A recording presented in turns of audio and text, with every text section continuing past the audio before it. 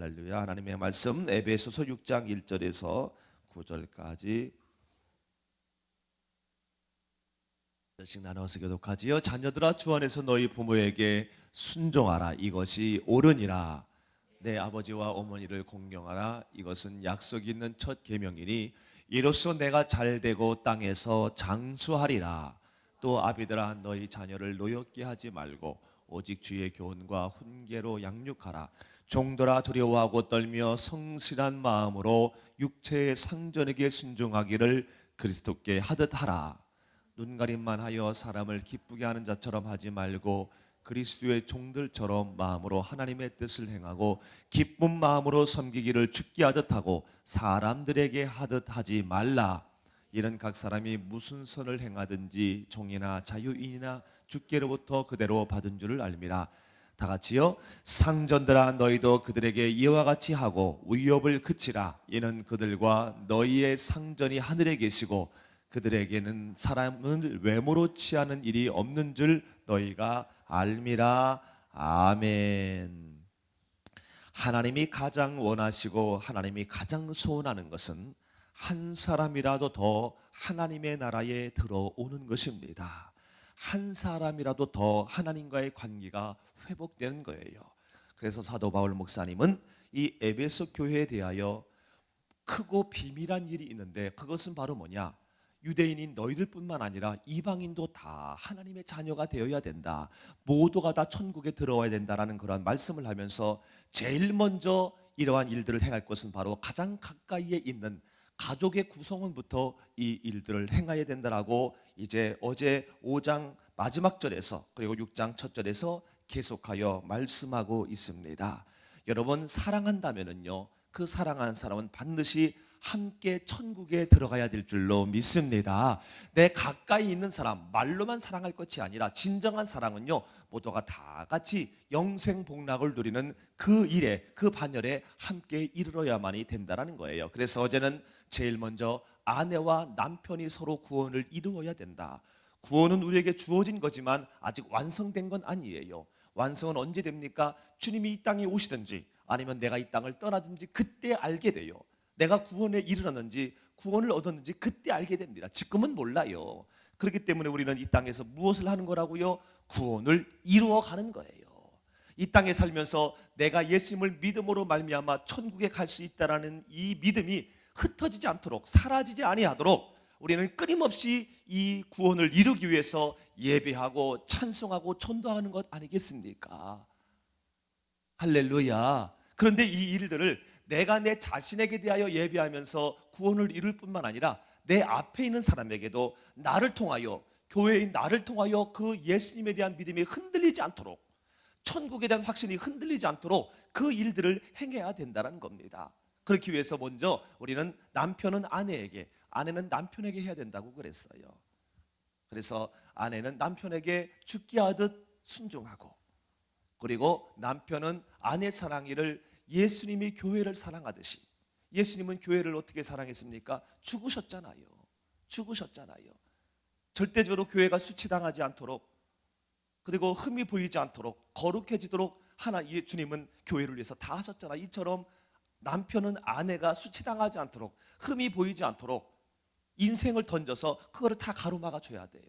이렇게 할 때에 남편은 아내를 보고 아내는 남편을 보고 구원을 이루어가는 거예요. 아내는 남편을 보고 천국이 보이고요, 아내는 또 남편은 아내를 보면서, 부인은 이렇게 헷갈리지? 남편은 아내를 보고 아내는 남편을 보면서 서로 천국이 보이는 거예요. 할렐루야. 이럴 때 그 믿음이, 그 구원이 흔들리지 않게 된다는 겁니다. 그러면서 이렇게 합법적으로 이루어진 아내와 남편도 있지만 그리스도의 이름으로 아내 된 사람, 남편 된 사람이 있다는 겁니다. 남편처럼 순종해야 될 내 수평적인 주변에 사람이 있고요, 아내처럼 덮어주고 흠을, 모든 것들을 감싸 안아줘야 될 또 아내가 있다는 겁니다. 그들에게도 우리는 남편의 노릇 또한 아내의 노릇을 할 때에 나를 통하여 내 주변에 많은 사람들이 하나님의 나라에 입성하게 되어지는, 천국 비자를 발급받게 되어지는 그런 귀한 놀라운 역사가 일어나게 될 줄로 믿습니다. 이렇게 남편과 아내를 더러워서 그 다음에는 오늘은 부모와 자녀, 그리고 일반적인 사회 관계에 있는 사람까지도 모두가 다 천국에 이르러야 되는데, 그러기 위해서 먼저 부모와 자녀의 관계를 얘기합니다. 1절 말씀해 보니까 자녀들아 주 안에서 너희 부모에게 순종하라. 여러분, 부모님에게 순종하시기를 주님의 이름으로 축원합니다. 왜 순종해야 되냐면요, 이것은요 첫째 계명이다. 무슨 첫째 계명이면 약속 있는 첫째 계명이다라는 겁니다. 주의 약속하신 말씀 위에는 능력의 하나님의 변함없는 사랑이 있기 때문에 주님의 약속은 반드시 이루어집니다. 그래서 그 약속 위에, 약속 있는 그 말씀에 우리가 굳게 서게 되면은요 우리는 흔들리지 않는 거예요. 복의 근원이 될 수가 있다라는 겁니다. 여러분, 부모님을 공경하고 부모님을 순종하는 것은요, 부모님에게 모든 것들을, 이제 나의 모든 효도를 다하는 것은요 약속 있는 첫 번째 계명이라고 성경에서는 밝히 말씀하고 있다는 겁니다. 이 말씀은 출애굽기 20장 12절 말씀과 신명기 5장 16절 말씀을 인용하는 말씀으로, 여러분, 부모님에게 우리는 반드시 순종하고 공경하는 일들이 우리에게 있어야 할 줄로 믿습니다. 하나님께서는 이스라엘 백성에게 우리가 알듯이 613개의 계명을 주셨습니다. 365개는 하지 말아라, 그리고 248개는 꼭 해야 된다 라고 그들에게 계명을 주셨어요.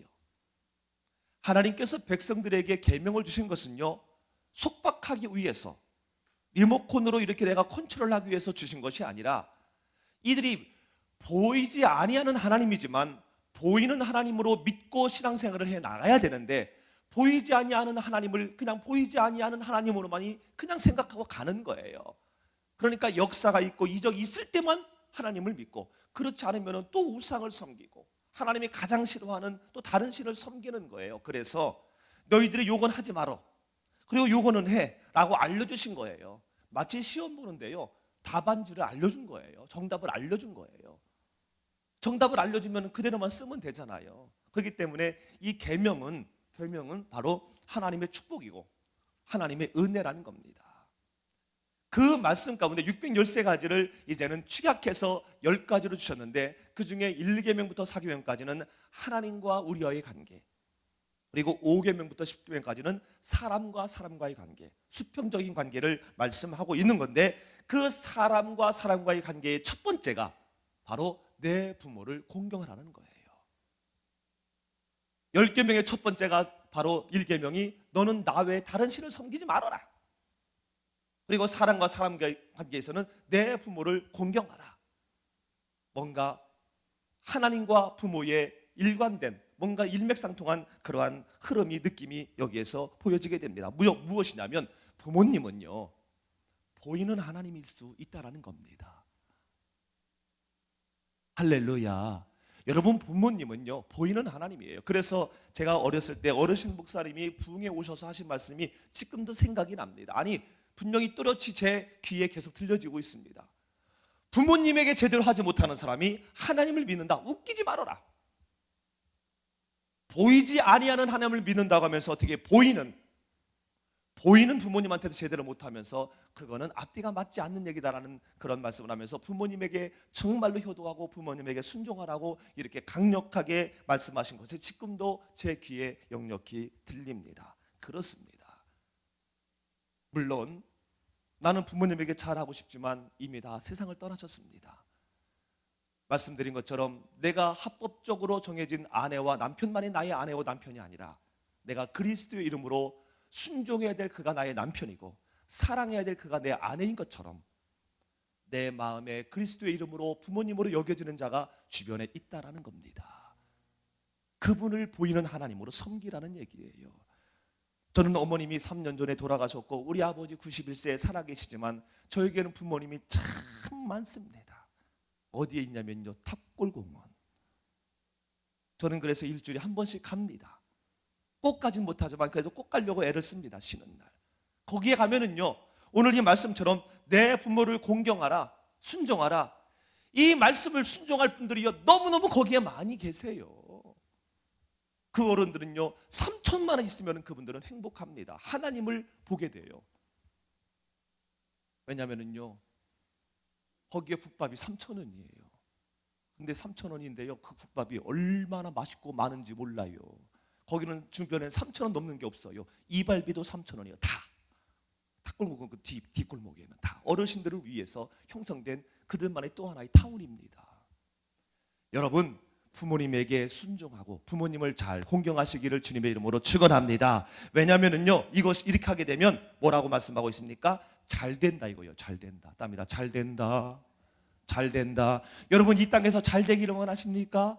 그러면은요, 부모님을 공경하면 돼요. 육신의 부모님, 또한 믿음의 경건한 부담으로 느껴지는 부모님, 그분에게 우리가 공경하고 정말로 죽게 하듯 최선을 다할 때에 여러분, 우리가 이 땅에서 잘 될 줄로 믿습니다. 외적으로는요, 우리의 삶에 풍성함이 있습니다. 물질적인 관계적인 어려움이 없고요, 그리고 또 하나는요, 평안합니다. 평안합니다. 여러분, 우리의 마음에 평안이 있는 게 정말로 잘 되는 삶인 줄로 믿습니다. 돈이 100억 있고 1000억 있으면 뭐합니까? 밤잠을 설치고 형제 간의 싸움에 대하여 어떻게 하면 재판에서 이기지? 라고서 골몰한다면요, 그게 무슨 잘 되는 겁니까? 지옥이지, 지옥. 지하 단칸방이라 할지라도요, 그 속에서 기쁨이 있고, 너 먹어, 아이고 아빠 드세요. 여러분, 그것이 바로 잘 되는 건 줄로 믿습니다. 왜냐하면 평안하니까요. 평안하니까요. 주님이 이 땅에 오신 것이 바로 뭡니까? 세상에 줄 수 없는 평안을 우리에게 주시기 위해서, 이 땅에서 지상 천국을 이루게 하기 위해서 오신 것 아니겠습니까? 그리고 뿐만 아니라요, 장수한대요. 오래 산대요. 여러분, 장수한다라는 것이 얼마나 큰 축복인지 몰라요. 여러분, 오래 사시기를 바랍니다. 우리 안장로님 오래 사세요. 오래 사시면서 효도 많이 받으셔야 돼요. 할렐루야. 근데 여기에 말한 장수는요, 그냥 주구장창 오래 사는 것도 오래 사는 거지만 무병한 거예요. 병이 없는 거예요. 무탈한 거예요. 자녀와 어떤 여러 가지 관계에서 그냥 흔들리는 가지가 없이 그냥 잔잔한 거예요. 여러분, 이 자체도 바로 장수인 줄로 믿습니다. 인생의 수가 60이요 70밖에 안 된다 할지라도 바로 그 60, 70 가운데 정말로 무병하고 너무나 행복하고 내 주변의 자녀들이나 형제들 간에 정말로 화목하고 아름다웠을 때 또한 그것도 또한 우리에게 삶 가운데는 장수인 줄로 믿습니다. 더불어서 우리 정말 무병하면서 무탈하면서 인생의 수로도 오래 살아야 될 줄로 믿습니다. 그래서 우리의 기도 제목 가운데 이거 있잖아요. 하나님, 내가 살아있는 동안에 주님 오시옵소서. 그래서 나도 호련히 휙 바뀌어서 정말 이렇게 그냥 휙 하나님 앞에 나라에 올라갈 수 있도록, 에녹처럼. 할렐루야. 여러분, 정말로 이 부모님에게 우리가 공경하고 잘할 때에 이러한 약속된 축복이 우리에게 있다라는 거예요. 그러므로 우리가 잘 되고 장수하는 거요, 쉽지요? 쉽지요? 아니, 말씀대로 하면 되잖아요. 여기 말씀에 있는 대로만 하면 되잖아요. 아멘. 그래서 다시 말씀을 드리지만, 육신적으로 계신 부모님 있으면요, 때 늦기 전에 하십시오. 때 늦기 전에. 때 늦기 전에. 저는 우리 엄마한테 너무 죄송해요. 근데 아버지가 아직 계시기 때문에요, 아직 반은 남았어요. 그리고 탁골고 가면은요, 우리 엄마들이 많아요. 그래서 저는 이 땅에서 잘 되고 있는 줄로 믿습니다. 우리 주님의 영광교회 만나고 또 우리가 사랑하는 한 목사님 만나고 이게 잘 된 거잖아요. 할렐루야. 왜냐하면 제 마음이 평안하고 마음에 부흥이 있으니까. 그래서 저는 지금 장수하고 있는 중이에요. 아멘. 여러분, 우리가 이 마땅히 해야 될 도리를 다 함으로 말미암아 우리는 약속된 이 놀라운 하나님의 축복을 우리가 받아 누려야 할 줄로 믿습니다. 그리고 4절에서는 이제 자녀에 대해서 말합니다. 부모에 대해서 말합니다. 아비들아, 너희 자녀를 노엽게 하지 말아라. 자녀가 분노하고 자녀가 부모님을 원망하게 하는 태도, 말, 행동 하지 말아라는 얘기예요. 근데 이거 쉽지 않습니다. 여러분, 자녀는요, 부모에 대하여 사실은 포청천입니다. 심판자예요. 자녀는요, 부모가 흐트러지고 자녀가 부모에 대하여 분노케 하는 것에 대하여 자녀는 참지 않습니다. 반드시 드러나요. 언젠가는. 그래서 이 땅에서의 교육 가운데 가장 힘든 교육이 이 땅의 농사 가운데 가장 힘든 농사가 자식 농사잖아요. 자녀 교육이잖아요. 내 맘대로 안 돼요. 내 맘대로 안 되는 이유 중에 하나가 있다고 그러더라고요. 어르신들이요. 내 욕심대로 하려고 하니까. 다른 자녀를 키우려면요 기준이 있어요. 이 정도 딱딱 분별력 있게 하는데요. 내 자녀에 대해서는 분별력이 없어요. 무조건 최고가 돼야 되거든. 잘 돼야 되거든. 그리고 내가 예전에 못했던 것 해야 되거든. 그게 내 마음에 있는 거예요. 내 마음에. 그래서 심리학 가운데 반동 형성이라는 방어 기제가 있습니다. 이거는 바로 뭐냐면요, 내가 못한 일들이 현상적으로 나타나게 되면 강하게 반응하는 거예요. 어렸을 때 공부를 지지리 못한 사람, 엄마가 돼가지고 학부모 가운데 공부 얘기 나오면요, 공부 중요하다고 아주 강력하게 얘기합니다. 왜냐하면 그 속에 그러한 또 하나의 쓴뿌리가 있는 거지요. 그래서 강하게 반응함으로 그 나의 심리를 방어하는 거지요. 그래서 자녀 교육하기가 참 쉽지 않습니다. 그래서요, 어쨌든 간에 우리는요, 자녀를 분노케 해서는 안 됩니다. 다시 말하면 자녀가 나를 판단하도록, 자녀가 나를 평가하도록 그러한 행동이나 그러한 태도나 그런 말을 하지 말라고 성경에서는 밝히 우리에게 말씀합니다. 왜냐하면 그렇게 하게 되면 내가, 내 자녀가 나를 통해서 구원을 이루어가지 못하도록 한다는 거예요. 나를 통해서 내 자녀가 천국의 삶을 이 땅에서 살지 못한다는 거예요. 저는 감히 말씀드립니다. 우리 두 딸은 저를 통해서 천국을 발견한 줄로 믿습니다. 남의 집 일이라고 이렇게 아멘 안 할 줄 미처 몰랐네. 어제 우리 딸하고도요, 새벽 1시까지 제가 통화했어요.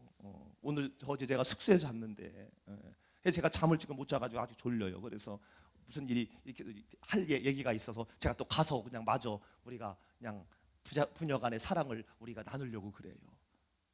여러분, 정말로 우리가 어떠한 상황에서도 이 자녀가 우리 부모를 통해서 기쁨이 있고, 내가 이런 부모님 밑에서 태어나게 한 걸 감사해요, 감사해요, 이런 말이 나올 수 있도록 우리는 최선을 다해야 될 줄로 믿습니다. 왜냐하면 성경에서 이렇게 말씀하고 계시기 때문에 그래요. 사실은요, 내 자녀이지만 하나님의 사람입니다. 그도 교회예요. 나의 구주 예수 그리스도가 내 자녀를 위해서 죽으셨기 때문에 나는 그냥 이 땅에 있는 동안 그를 위임 권위자로 그냥 그를 양육하는 것뿐이지. 그리고 하나님의 사람을 내가 이제 섬기는 거예요. 그러니 내가 내 자녀에게 잘하고 내 자녀를 분노케 하지 않도록 내 마음을 삭히고 내 마음을 다스릴 때에 하나님이 얼마나 좋으시겠어요. 왜냐하면 하나님의 자녀를 육신의 부모인 제가 이제 대신하고 있는 거 아니겠습니까? 아멘. 그렇기 때문에 내 자녀를 분노케 하지 않는 것은요, 상급입니다. 하나님의 자녀를 내가 양육하고 있는 거기 때문에 이것은 하나님의 나라의 상급이에요. 할렐루야. 그러면서 말씀합니다. 주의 교훈과 훈계로 양육해야 된다. 주님의 교훈은 바로 뭡니까? 사랑이에요. 세족이에요. 궁극적으로는 죽음입니다. 자녀를 세족식하듯이 그냥 섬기는 거예요. 분노케 하지 않는 거예요. 그리고 때로는요, 훈계해야 됩니다. 훈계라는 것은 잘못됐을 때는요, 또한 그가 알 수 있도록 하는 거예요. 마태복음 21장 13절과 마가복음 11장 17절 그리고 누가복음 19장 46절에 나타나는 공동적인 말씀, 하나님의 성전에서 하나님의 성전을 강도의 구렬로 만들었을 때 주님은 상을 엎으셨어요. 때로는 이런 아름다운 훈계가, 이런 적당한 훈계가 우리에게도 있어야 합니다. 요즘에는요, 길을 가다가 골목에서 담배를 피우는 아이들을 볼 때 왜 그들에게 가서 훈계하지 못하는 세상이 됐는지 참 씁쓸해요. 그죠? 그래도 이렇게 아이들 앞에서 옛날 얘기하면 참 듣기 싫다고 하지만은요, 그래도 우리 여기 있는 분들 보면은 그래도 젊은 사람들이, 젊은 사람이라는 것은요, 50된 사람이 70된 어르신 오셨을 때 담배를 먹다가도, 담배를 먹는 게 아니지, 담배를 피다가도 어르신 오면은요, 그 담배를 감췄어요. 최소한. 그치요? 그때가 언제였냐면은요, 우리나라의 복음이 확산될 때였어요. 주위에 훈계가 있었을 때였어요. 사회에. 근데 오늘날에는 이 훈계가 없어졌어요. 씁쓸하지만 그러나 우리는 기도하고 또한 이 성경에서 밝히 말하는 이 명령을 우리는 또한 우리 마음에 늘 갖고 있어야 할 줄로 믿습니다. 이렇게 주의 교훈과 훈계로 우리가 양육을 해야 되는데, 중요한 것은요, 주의 교훈과 훈계로 양육할 수 있는 자격을 갖추고 있어야 돼요. 내가 주의 훈계로, 주의 교훈으로 하려고 하는데 자녀가 웃을 수 있습니다. 아이고, 아빠나 똑바로 해. 아이고, 엄마나 똑바로 해요. 그러면은요, 교훈과 훈계가 될 수가 없습니다. 그렇기 때문에 자녀를 분노해서는 안 된다라고 전제하고 있는 거예요. 할렐루야. 아이고, 목사님, 이제 우리 자녀가 다 컸는데 언제요? 지금부터 가능합니다. 왜냐하면요, 그렇게 하지 못하게 하는 그 배후에는 악한 영의 세력이 있기 때문에 그 악한 영에 대해 우리가 전쟁을 선포하고 지금부터 우리가 시작하게 되어지면은, 마치 내 아이가 이제는 20살이 되고 30살이 되고 혹시 40살이 됐다 할지라도 그 아이가 갓난아이로 되어서 주의 교훈과 훈계로 그가 양육되는 역사가 일어나게 될 줄로 믿습니다. 그럴 때 정말로 내 자녀가 나를 통하여 구원을 이루고 내 자녀가 나를 보고 이 땅에서도 천국의 삶을, 낙원의 삶을 살아가는 귀한 역사가 있게 될 줄로 믿습니다. 이렇게 아내는 남편에게, 남편은 아내에게, 그리고 부모는 자녀에게, 자녀는 부모에게 서로 이렇게 아름다운 빛의 삶으로 말미암아 서로가 서로를 보면서 이제는 하나님의 나라를 잃어버리지 않는 그런 귀한 삶을 살아야 되는데, 이 가정에서뿐만 아니라 가정을 시작으로 해서 오늘은 이제 마지막 절 말씀, 후반절 말씀에 일반 관계에서도 이러한 일들을 해야 된다라고 말씀하고 있습니다. 6절 말씀해 보니까 5절 말씀, 종들아 두려워하고 떨며 성실한 마음으로 육체의 상전들에게 순종하기를 그리스도께 하듯 해라. 그리고 9절에서는 상전들아 너희도 그들에게 이와 같이 하고 위협을 그쳐라 라고 말씀하고 있습니다. 여러분, 우리는 이 땅의 삶을 살면서 하나님의 자녀로, 빛의 자녀로 살고 있지만은, 그러나 우리는 선택의 여지 없이 고용주, 피고용주와 같은 그러한 수평적인 관계 속에서 우리는 살아가고 있습니다. 하나님의 자녀이지만 매일 교회에 와서 기도하고 말씀 듣고 이렇게 살 수는 없어요. 우리는 삶의 전쟁터에 나가서 우리는 열심히 땀을 흘려야 됩니다. 이것도 역시 성경의 원리예요. 땀을 흘려야만이 됩니다. 그때에 우리가 또한 그들에게 나를 통하여 하나님의 나라가 보이도록 이 사명을 내 아내에게 하듯, 남편에게 하듯, 자녀에게 하듯, 부모에게 하듯 내 수평적인 관계에서 이 일을 또한 해야 된다라고 말씀하고 있는 것을 보게 됩니다. 내가 피고용주인, 내가 부하직원일 때는요, 나의 상전에게, 세상의 상전에게 우리는 어찌해야 됩니까? 두려워하고 떨며 성실한 마음으로 해라. 그리고 육체의 상전에게 순종하기를 그리스도께 하듯 해라. 어제 말씀 뭔가 생각나는 거 있지 않습니까? 그것은 바로 내 남편은 너의 머리이니 죽게 하듯 해라. 할렐루야. 여러분, 이 땅에서요, 잘 되는 것 중에 하나가 바로 뭐냐면 우리의 수평적인 관계 속에서 순리대로 내가 내 상전에게 대하여 최선을 다하는 거예요. 여기서 사람에게 하듯 하지 말라라는 것은 바로 뭐냐면, 사람은요 언제든지 속일 수 있어요. 사람에 대해서는 내가 언제든지 위장할 수 있습니다. 속으로는 그냥 막 죽이고 싶지만 너무 사랑한다는 듯이 위장할 수 있다는 거예요. 사람은 얼마든지 위장할 수 있어요, 사람 앞에서는. 그러나 주님 앞에서는 우리는 위장할 수 없습니다. 왜냐하면 그분은 전지하시기 때문에 내 깊은 의도까지 알고 계시는 분이기에 우리가 위장할 수가 없는 거예요. 이처럼 우리가 사회생활 가운데에서도 나의 상전에 대하여 이렇게 죽게 하듯 최선을 다할 때에 그가 나의 그러한 정직한 모습을 보고 그가 하나님의 나라를 발견하게 된다는 겁니다. 우리가 이 땅에서 사는 궁극적인 모든 이유는 한 사람이라도 더 나를 통하여 하나님의 나라에 들어가게 하는 거라고 얘기했잖아요. 그러므로 상전에게 잘하는 것은요, 내가 승진하기 위해서, 연봉을 좀 올리기 위해서가 아니라 그도 하나님의 나라를 발견하고 교회 다니지만 그도 이 땅에서 계속 구원을 이루어갈 수 있도록 예수님에 대한 그 믿음이 사라지지 않도록 하기 위해서 우리가 죽게 하듯 상전에게 하라는 거예요. 할렐루야. 뿐만 아니라 여러분이 혹시 상전 가운데 있습니까? 여러분 밑에 부하 직원이 있습니까? 그들에게 여러분이 이제 그들을 대할 때 역시 자녀 대하듯이 그를 분독해 하지 않도록 나에게도 상전이 있지 않습니까? 그분이 누구입니까? 하늘에 계신 하나님, 우주 만물을 주관하시는 하나님. 결국 그분의 섭리 가운데 이 모든 피조물의 세계가 진행되는 건데, 이 땅에서 내가 상전이 됐다고 해서 거기에서 군림하려고 하고 거기에서 내가 무슨 어깨에 힘을 준들, 그게 얼마나 가난 얘기예요. 길어봤자 70년, 80년, 100년이잖아요. 그러나 영원한 상전이 되신 그 하나님을 바라보며 내 종과 같은 그런 위치에 있는데 부하 직원이 내 밑에 있는 사람이 실수를 해도,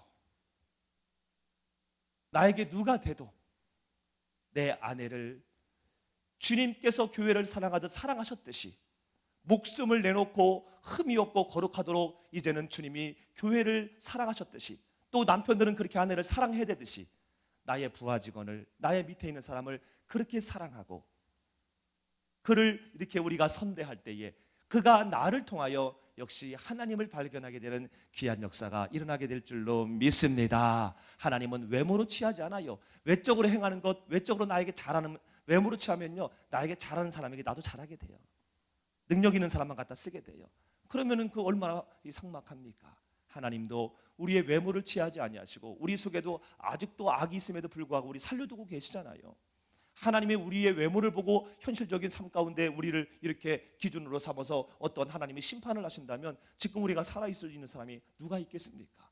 하나님도 지금 우리를 외모로 보지 아니하시고 중심을 보시기 때문에, 그래도 구원을 이루려고 하는 그런 믿음을 보시기 때문에 우리와 함께 하시고 섭리 가운데 우리를 인도하시는 것처럼 여러분 우리의 사회생활 가운데도 이러한 삶을 삶으로 말미암아 우리를 통하여 하나님의 나라를 소개하는 귀한 역사가 일어나야 될 줄로 믿습니다. 바라는 것은 내 가까이 있는 많은 사람들이 저와 여러분을 통해서 모두가 다 하나님의 나라를 소망하고 매일매일 구원을 이루어가게 하는 그러한 귀한 은혜가 있어지게 되시기를 주님의 이름으로 축원합니다.